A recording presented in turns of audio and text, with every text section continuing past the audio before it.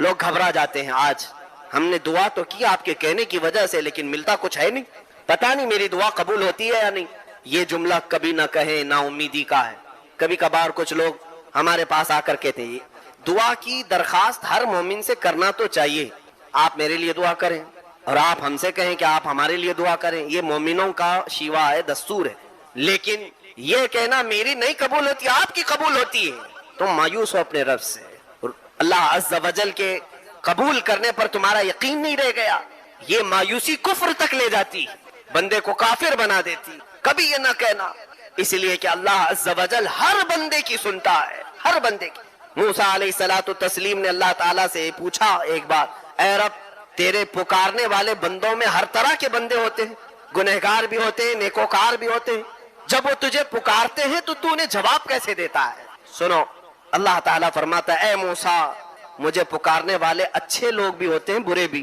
جب نیک لوگ مجھے پکارتے ہیں ربنا کہہ کر یا ربی کہتے ہیں, تو میں ان کے جواب میں کہتا ہوں لبیک یا عبدی, اے بندے بول میں تیرے لیے حاضر ہوں, میں حاضر ہوں. موسیٰ علیہ السلام خوش ہوئے. ایک نیک بندہ جب رب کو پکارتا ہے تو رب کی طرف سے جواب آتا ہے لبیک یا عبدی. پھر اللہ تعالیٰ فرماتا ہے اے موسیٰ جب گناہوں میں مصروف, گناہ ترک کر کے بندہ آتا ہے, ایک گنہگار مجھے پکارتا ہے یا ربی, تو میں اس کے جواب میں 70 بار لبیک یا عبدی کہتا ہوں, 70 بار کہتا ہوں اے بندے بول میں حاضر ہوں, اے بندے بول میں حاضر ہوں. موسیٰ علیہ الصلوۃ والتسلیم نے عرض کیا اے رب ذوالجلال ایسا کیوں؟ نیک بندہ جب پکارتا ہے ایک ہی بار تو جواب دیتا ہے, اور گنہگار جب پکارتا ہے 70 بار تو جواب دیتا ہے. اللہ کے اس کرم پر قربان جاؤ میرے عزیزو, دعا سے تم نہ بھاگو, بے نیاز نہ ہو. اللہ فرماتا ہے اس لیے کہ نیک جب مانگتا ہے تو اسے یہ بھروسہ ہوتا ہے میرے پاس نمازیں ہیں, زکوٰۃ ہے, حج ہے, جو کچھ بھی ہے, ان اعمال کے بھروسے پر وہ مجھ سے مانگتا ہے. اور جب ایک گنہگار مانگتا ہے اس کے پاس کچھ نہیں ہوتا, صرف مجھ پر یقین کر کے مانگتا, اس کا صرف مجھ پر بھروسہ ہوتا ہے, اس لیے میں اس کے جواب میں 70 بار کہتا ہوں لبیک یا عبدی. کون کہتا ہے کہ وہ اللہ نہیں سنتا, اور جو یہ کہتا ہے وہ کافر ہے, اس کا اسلام سے کوئی تعلق نہیں. اللہ عز و جل ہر ایک کی مصیبتوں کی خبر لیتا ہے. وَمَا اللَّهُ بِغَافِلٍ عَمَّا تَعْمَلُونَ, اللہ تمہارے کیے ہوئے کاموں سے بھی غافل نہیں اور تمہاری باتوں کو بھی سنتا ہے. اِنَّكَ لَسَمِيعُ الدُّعَاء, یہ بھی کہا گیا ہے قرآن, اے اللہ تو دعاؤں کو ضرور سننے والا ہے. اب سنیے, ہم میں سے جو لوگ یہ کہتے ہیں ہماری قبول ہوتی ہے یا نہیں پتہ نہیں, ان لوگوں کے لیے بہت بہتر روایت حدیث پاک میں, دعا تو کرتے رہے, ملا نہیں, بچے مانگتے رہ گئے, زندگی میں ایک بیٹا بھی نہیں ہوا, کوئی بات نہیں. مومن کے لیے کوئی بھی چیز اللہ تعالیٰ نے رائے گاں اور ضائع ہونے والی چیز رکھا ہی نہیں. قیامت کے دن اس بندے کو رب تعالیٰ بلائے گا, اور بلا کر نیکیوں کا ایک ڈھیر ہوگا جو پہاڑ کی طرح ہوگا. اللہ تعالیٰ فرمائے گا آج تجھے نیکیوں کی ضرورت ہے؟ کہا ہاں مولا, چند نیکیاں بھی ملے تو میری بخشش ہو جائے. اللہ تبارک و تعالیٰ فرشتوں سے حکم فرماتا ہے اسے لے جاؤ اس پہاڑ بھری نیکیوں کی طرف, یہ سب اس کی ہیں. وہ بندے کو فرشتے دکھاتے ہیں یہ سب نیکیاں تیری ہیں, پہاڑ کے برابر. کہتا اتنی نیکیاں تو مجھ سے ہوئی نہیں تھیں, یہ کس عوض میں دی جا رہی ہیں مجھے, یہ کس چیز کا انعام ہے؟ اللہ عز و جل فرماتا ہے اے بندے یہ انعام نہیں, دنیا میں تو مجھ سے مانگا کرتا تھا, میں نے دنیا میں تجھے نہیں دیا. تیری وہ ساری دعائیں میں نے آخرت کے لیے سنبھال رکھی تھی, آخرت میں تجھے دینے کے لیے رکھا تھا. اب وہ سب اتنی ہو گئی کہ آج تیری بخشش کا ذریعہ بن گئی. وہ بندہ اس وقت پکار کر کہتا, حدیث میں میرے آقا فرماتے اے رب کائنات کاش تو میری دنیا میں کوئی دعا نہیں قبول کرتا, سب آخرت کے لیے رکھتا, تو آج میں میری نیکیاں اوروں کو بانٹ بھی رہا ہوتا. جو گھبراتے مایوس ہو کر دعاؤں کو ترک کر دیتے ہیں, دعا سے کیا ہوتا ہے؟ یاد رکھو دعائیں سنی جاتی ہیں, یا اور بات ہے کہ کچھ کو یہاں دے دیا جاتا ہے اور کچھ کو آخرت کے لیے رکھ دیا جاتا ہے. اب سنیے, مانگنے والا الگ الگ انداز میں مانگتا ہے, کوئی گڑ گڑا کر, کوئی رو کر, کوئی بے توجہی کے ساتھ, جیسے بھی. کچھ کو بہت جلدی ملا اور کچھ کو برسوں تک نہیں ملا. فرشتے کچھ لوگوں کے مانگنے پر اللہ کی بارگاہ میں سفارش کرتے ہیں. ہم جب دعا کرتے ہیں یہ مت سمجھنا کہ ہماری دعاؤں کی قبولیت کے لیے کوئی اور وسیلہ ملتا ہے کہ نہیں ملتا, بلکہ وہ ملائکہ جو ہماری دعاؤں کو اللہ تک پہنچاتے ہیں وہ سفارش کرتے ہیں اے رب وہ بندہ کب سے رو رہا ہے, کب سے تجھ سے مانگ رہا ہے, اسے تو عطا کر دے. फरिश्ते सिफारिश करते हैं हदीस पाक में, तब जानते हो अल्लाह ताला क्या जवाब देता है? इरशाद फरमाता है, ए फरिश्तों, मैं बहुत अच्छी तरह से देख रहा हूँ, बहुत दिनों से वो रोता है और मांगता है। ए मलाइका, मैं उसको इसलिए नहीं देता कि उसका मांगना मुझे बहुत अच्छा लगता है, मैं उसे अभी दे दूं तो वो मांगना बंद कर दे। वो जब तक मांगता रहे मुझे अच्छा लगता है, उसका मांगना मुझे पसंद है। बंदों के मांगने को भी अल्लाह पसंद करता है, दुआएं भी रब ताला को पसंद होती। मांगने से इस तरह से बेनियाजी ना दिखाओ कि हमारे पास वक्त ही नहीं रह गया। ये ताल्लुक बिल्लाह सबसे ज्यादा दुआ से हासिल होता है। अल्लाह से जो सबसे बड़ा गहरा ताल्लुक कायम करते हैं वो दुआओं से हासिल करते हैं। क्या आपने तारीख में वो सारी चीजें नहीं सुनी? बड़े बड़े गुनहगार रहे मूसा अलैहिस्सलाम के जमाने में भी। अल्लाह ताला हुक्म फरमाया था कि मूसा, अगर ये बंदा तुम्हारे मजमे में रहेगा तो अज़ाब आ जाएगा। उसको मूसा अलैहिस्सलाम ने निकाल दिया, कौम से निकाला और पहाड़ की एक चोटी पर जाकर वो रोने लगा। सब लोगों ने उसका साथ छोड़ दिया। अब रोते रोते वो भी पुकारता है, ऐ मौला, तूने तो फरमाया मुसीबत ज़दा लोगों की आवाज को तू सुनता है, तुझसे ज्यादा कौन मेरी आवाज को सुनने वाला है और मुझसे ज्यादा मुसीबत में कौन है? अल्लाह अज़्ज़ा वजल ने फरिश्तों को उसके भाई बहन बनाकर यानी शक्लें दे करके भेजा और वो उसकी तीमारदारी करते रहे, इंतकाल भी हो गया। तब फिर अल्लाह ने मूसा अलैहिस्सलाम को हुक्म दिया, ऐ मूसा, जाओ फलां पहाड़ पर मेरे एक महबूब बंदे का इंतकाल हुआ, उसका जनाजा उठाओ। आकर के देखते मूसा अलैहिस्सलाम तो ये वही था जिसको चंद दिनों पहले गुनाहों की वजह से शहर से निकाला गया था। रब ताला से आपने पूछा कि ये महबूब कैसे हो गया? अल्लाह ने फरमाया, है मूसा, वो खताकार सियाकार था, लेकिन जब वो गिड़गिड़ा कर मुझसे मांगने लगा तो मैंने उसके तमाम गुनाहों को माफ कर दी। मांगने का ये भी नतीजा है, ये भी रिजल्ट है। हम अपनी जिंदगी में किसी भी ऐसे लम्हे को आने ना दें जिसमें ये एहसास होता हो कि हमको रब की जरूरत नहीं है। हमारे दिन रात, हमारी सुबह और शाम अल्लाह के हुजूर दुआ करते ही गुजरे, दुआ करते ही गुजरे। आपको पता है हमारे इस्लाम में कितनी दुआएं हमारी जिंदगी में शामिल कर दी गई। सबसे ज्यादा अगर यूजफुल कोई वर्ड हमारे पास है तो अस्सलाम वालेकुम। हम एक दूसरे से मिलते भी हैं तो क्या कहते हैं? अस्सलाम वालेकुम। ये दुआ है। हम अपने भाई के लिए कहते हैं अल्लाह की सलामती हो तुझ पर। दुआ से हमें दूर नहीं रखा गया। उसकी वजह यह है कि बंदा जब तक दुआ करता रहता है वो बंदा रहता है, और जिस दिन वो दुआ छोड़ दिया मुतकब्बिर, गुरूर और घमंडी खुदा बनने की कोशिश कर रहा होता। अब उसे किसी चीज की हाजत नहीं रह गई, मांगना छोड़ दिया, बेनियाज हो गया है। इसलिए मेरे आका सल्लल्लाहु ताला अलैहि वसल्लम भी सारे कमालात होने के बावजूद भी मांगते ही रहे, मांगते ही रहे, रब्बे जुल जलाल से मांगते ही रहे। हाँ, एक बात तय है कि जो उससे मांगता रहा अल्लाह पूरी दुनिया से उसे बेनियाज करके रखता है। इसीलिए तो हमें सूरह फातिहा में उसने क्या सिखाया? इय्याका नअबुदु व इय्याका नस्तईन। ऐ रब, हम तेरी ही इबादत करते हैं और सिर्फ तुझसे ही मांगते हैं। और दुआ जो बंदा कसरत से रब्बे जुल जलाल के हुजूर करता है उसकी पोजीशन अल्लाह ऐसी बनाता है कि उसका हाथ फिर किसी के सामने नहीं फैलने देता। यह और बात है कि पूरी कायनात उससे भीख मांगती है लेकिन वो किसी से नहीं मांगता। औलिया कामिलीन की जिंदगी यही तो नमूना है। सरकार गरीब नवाज रदी अल्लाह ताला अन्हु का आस्ताना, लाखों का मजमा आज भी मांगने के लिए पहुंचता है। उसकी वजह यह है कि वो ख्वाजा हिंद अपनी पूरी जिंदगी रब से मांगते रहे। अल्लाह ने उनको कायनात की अशिया से बेनियाज रखा और कभी किसी के सामने मांगने वाला नहीं बनाया, मांगने वाला नहीं बनाया।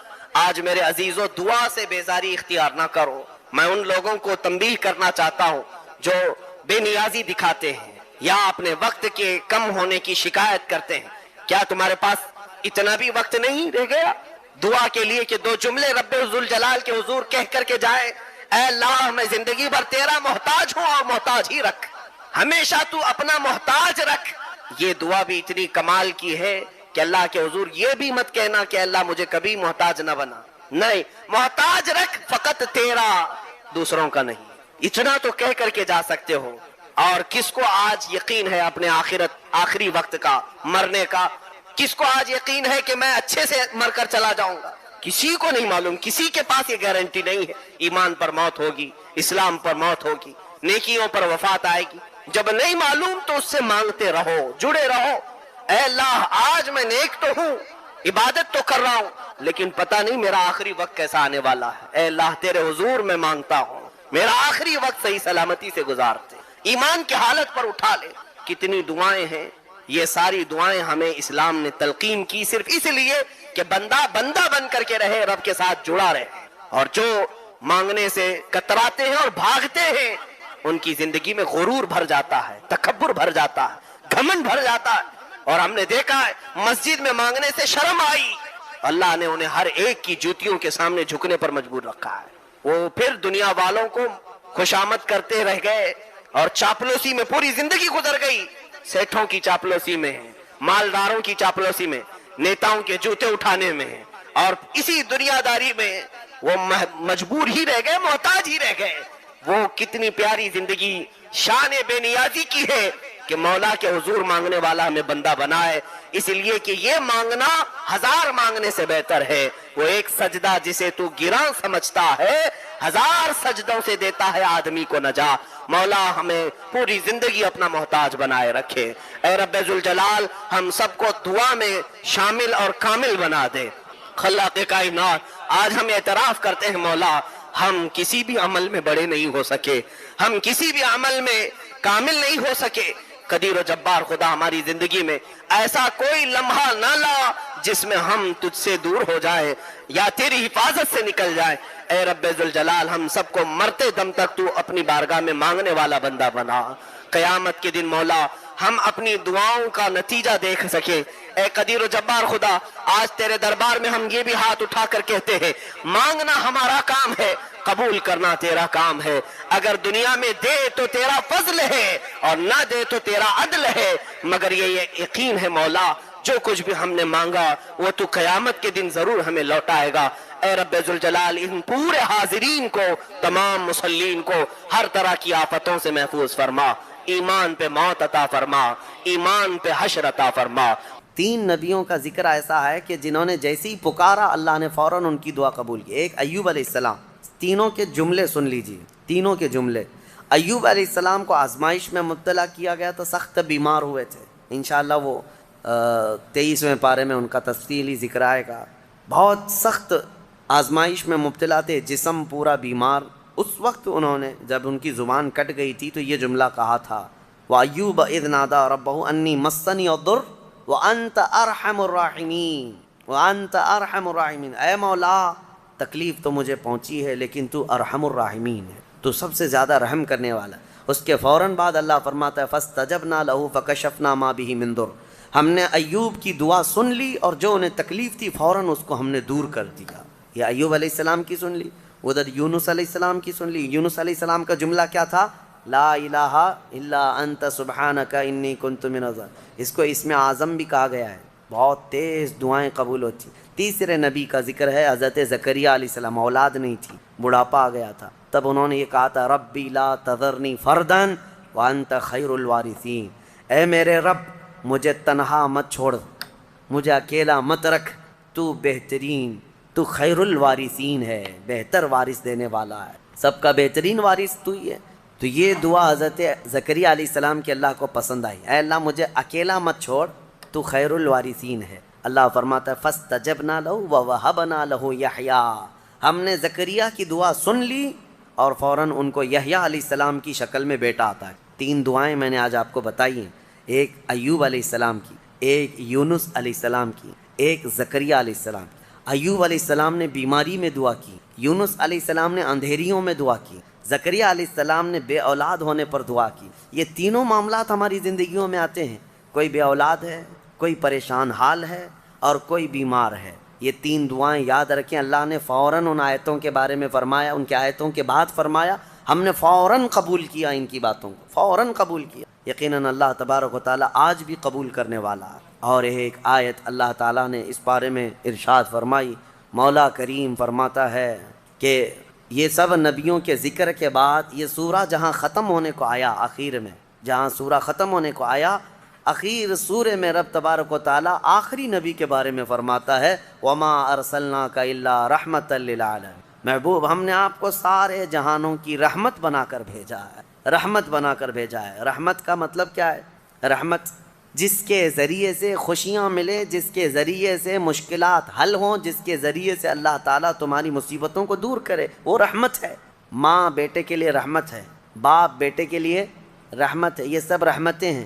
اور اللہ تعالیٰ کی سب سے بڑی رحمت اس دنیا میں کوئی ہے تو وہ محمد الرسول اللہ کی ذات صلی اللہ علیہ وسلم، وہ سب کے لیے رحمت ہے، وہ سب کے لیے رحمت۔ حتیٰ کہ آپ کو میں بتاؤں، زمین و آسمان اس بارے میں لڑائیاں کرتے ہیں، زمین اور آسمان۔ اعلیٰ حضرت نے اس کو اپنے نعت میں لکھا ہے، خم ہو گئی پشت فلک استان زمین سے، یعنی آسمان بہت اپنی ڈینگیں، یعنی اپنی بڑائیاں بتا رہا تھا کہ مجھ میں چاند ہے، مجھ میں ستارے ہیں، مجھ میں سورج ہے، یہ سارے بڑی بڑے سٹارز آسمان اپنے اندر رکھتا ہے۔ تو زمین نے ایک ہی تانا دیا تھا، ایک تانا دیا تھا۔ اعلیٰ حضرت فرماتے ہیں خم ہو گئی پشت فلک، یعنی آسمان کی پیٹھ جھک گئی اس تانے زمین سے، زمین کے اس تانے کو سن کر۔ خم ہو گئی پشت فلک اس تانے زمین سے، سن ہم پہ وہ سرور دو عالم ہے، وہ رتبہ ہے ہمارا۔ ہمارے اوپر تو چاند سورج ستارے جس سے فیض پاتے ہیں وہ محمد الرسول اللہ زمین میں ہے۔ میرے عزیزو، آپ کو میں بتاؤں، رسول پاک صلی اللہ تعالیٰ علیہ وسلم ملائکہ کے لیے رحمت ہیں کہ نہیں؟ میں آپ سے کچھ سوالات کر رہا ہوں۔ اور اللہ کے کئی عالم ہیں، عالم یعنی کئی دنیا ہیں، کئی جہاں ہیں، ہاں، وہ ہر عالم کے لیے ہیں رحمت ہیں۔ وہ ملائکہ کے لیے رحمت ہیں، جنات کے لیے رحمت ہیں، نباتات کے لیے رحمت ہیں، جتنے اللہ تعالیٰ کی مخلوقات ہیں سب کے لیے کیا ہے میرے مصطفیٰ؟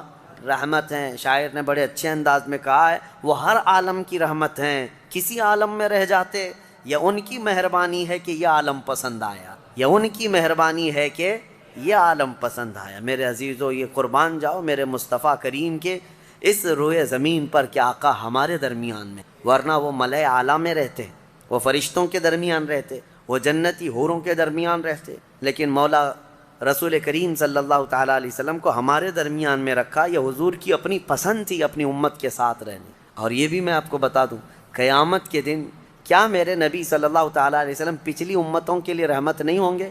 آدم علیہ السلام سے لے کر عیسیٰ علیہ السلام تک کے ہر امتی کے لیے حضور رحمت ہے، سب کے لیے رحمت ہے، سب کا حساب حضور کی شفاعت کے بعد ہونا ہے۔ لیکن اس کے باوجود میرے آقا صلی اللہ علیہ وسلم قیامت کے دن اگر کہیں نظر آئیں گے تو وہ اپنے امتیوں کے بیچ میں نظر آئیں گے، ہمارے درمیان نظر آئیں گے۔ لوگ نبی پاک صلی اللہ تعالیٰ علیہ وسلم کے ارد گرد ہوں گے۔ عزیزان گرامی وقار، اب یہاں پر ایک بات میں عرض کرتا ہوں، ایک آیت میں پڑھتا ہوں، آپ خود سمجھ جائیں گے۔ 11ویں پارے میں یہ آیت گزر چکی ہے، میں ترجمہ بتاتا ہوں اور کس کی طرف اشارہ ہے آپ خود سمجھ لیں گے، پڑھے لکھے لوگ ہیں۔ اللہ فرماتا ہے قل بفضل اللہ وبرحمتہ فبذلک فلیفرحوا۔ یہ آیت کا ایک حصہ میں نے تلاوت کیا۔ اے محبوب آپ فرما دیں، آیت کا ترجمہ میں کر رہا ہوں، آپ فرما دیں کہ جب اللہ کا فضل تمہیں ملے، لوگوں کو اللہ کا فضل ملے یا اللہ کی رحمت آئے تو خوب خوشیاں مناؤ۔ اللہ نے کیا فرمایا؟ جب اللہ کی رحمت تمہیں مل جائے تو خوب خوشیاں منائے۔ سنی ہو سمجھ گئے؟ قرآن کی آیت کہہ رہی ہے جب تمہارے پاس اللہ کی رحمت آ جائے تو، اب ہر ایک کو بات پتہ ہے اللہ کی سب سے بڑی رحمت اس روئے زمین پر 12 ربیع الاول کو آئی۔ تو اب جو ہماری خوشیاں منانے کا طریقہ ہے وہ قرآن کے مطابق ہے یا نہیں؟ قرآن کے مطابق اللہ نے فرمایا جب اللہ کی رحمت تمہارے پاس آئے تو خوشیاں منو۔ اچھا، اور دوسری بات وسیلے کے متعلق کہتے ہیں کہ ان کے وسیلے سے دعا مانگنا جائز ہے کہ ناجائز ہے؟ بالکل، قرآن سے میں بتاتا ہوں، یہ بھی 11ویں پارے کی آیت ہے۔ اللہ فرماتا ہے فقالوا ربنا لا تجعلنا فتنة للقوم الظالمین۔ یہ پچھلی امتیوں کی دعا اللہ فرما رہا ہے پہلے کہ ان لوگوں نے کہا اے رب ہمارے، اے ہمارے رب، ہم کو ظالم قوم کے لیے آزمائش کا ذریعہ نہ بنا، ظالم قوم کے ہاتھ ہمیں مت چھوڑ دے۔ ان کی دعائیں وَنَجِّنَا بِرَحْمَتِكَ مِنَ الْقَوْمِ الْكَافِرِينَ، یہ دعا تھی پہلے والوں کی، لیکن قیامت تک آنے والا یہ دعا کر سکتا ہے، قیامت تک آنے والا یہ دعا کرے گا۔ کیا؟ وَنَجِّنَا بِرَحْمَتِكَ مِنَ الْقَوْمِ الْكَافِرِينَ، اے ہمارے رب اپنے رحمت کے وسیلے سے، اپنی رحمت کے وسیلے سے ہم کو کافروں سے نجات دے، اپنی رحمت کے وسیلے۔ اور رحمت کون ہے؟ قرآن میں یہ لفظ آیا ہے وَنَجِّنَا بِرَحْمَتِكَ، تیری رحمت کے صدقے، تیری رحمت کے وسیلے سے ہمیں کافروں سے نجات دے دے۔ قرآن میں خود اللہ نے سکھایا اور خود فرماتا ہے وَمَا أَرْسَلْنَاكَ إِلَّا رحمت للعالمین، محبوب آپ تو پوری دنیا بلکہ سارے جہانوں کے لیے رحمت ہے، تو رحمت کا وسیلہ لے کر دعا کرنا قرآن کا حکم ہے۔ بہرحال نبی پاک صلی اللہ تعالیٰ علیہ وسلم رحمت للعالمین ہیں، جو نہ سمجھ سکے وہ اس کی خام خیالی ہے، بد نصیبی ہے، لیکن الحمدللہ میرے مصطفیٰ اس روئے زمین کے لیے بھی رحمت ہیں اور قیامت کے دن کے لیے بھی ہمارے لیے رحمت ہے۔ اللہ کریم میرے مصطفیٰ کی عاشقوں کی جماعت میں زندہ رکھے اور ان کے سچے عاشقوں میں ہی ہماری موت عطا فرمائے۔ سورہ حج کا بھی تذکرہ آیا ہے کل کی سورہ میں، جیسے سورہ کہف سورہ طٰہٰ اور سورہ کہف وغیرہ جو ہم نے تلاوت کی تھی، اس میں بہت ساری چیزیں، کئی لوگوں نے ہم سے سوال کیا ذوالقرنین کون تھے، کیونکہ یہ سوال یہودیوں نے حضور سے کیا تھا، اور پھر دیگر کچھ چیزیں۔ دیکھیں میں آپ کو ایک بات بتا دوں، یہاں مختصر سا وقت ہے، تھکے ہوئے لوگ ہیں، تراویح کافی 1.5 گھنٹے تک 2 گھنٹے تک پڑھتے ہیں، پھر میں آپ کو اتنی دیر تک پکاتا رہوں، یہ بھی مناسب نہیں ہے۔ میں یہ چاہتا ہوں کہ مختصر انداز میں آپ کو جو اہم پیغامات ہیں وہ مل جائیں۔ پوری تفسیر سننا ہے تو پھر تفسیر آپ کو پڑھنا بھی چاہیے، میں پوری تفسیر تھوڑی نہ بیان کر رہا ہوں۔ اور آپ کو پتہ ہوگا ہم تفسیر کر رہے تھے، تقریباً 7 سال میں نے تفسیر کیا، الحمدللہ 7 سال میں صرف ہمارے 5 پارے ہوئے۔ قرآن کی تفسیر کے 5 پارے بھی میں نے پورے مکمل نہیں کیے، 5 پارے اخیر تک پہنچا تھا، جس کے لیے ہمیں 7 سال لگ گئے تھے، بلکہ اس سے زیادہ ہی لگ گئے تھے۔ تو آپ اندازہ کریں کیا میں یہ 30 دنوں کے اندر پورے قرآن کی تفسیر کر سکوں گا؟ بس پورے پارے کے اندر جو اہم پیغام ہوتا ہے، کوئی اہم واقعہ ہوتا ہے، وہ عبرت کے لیے آپ کے سامنے رکھ دیا جاتا ہے۔ اللہ تعالیٰ انہی پیغامات کے ذریعے سے ہمارے دلوں میں انقلاب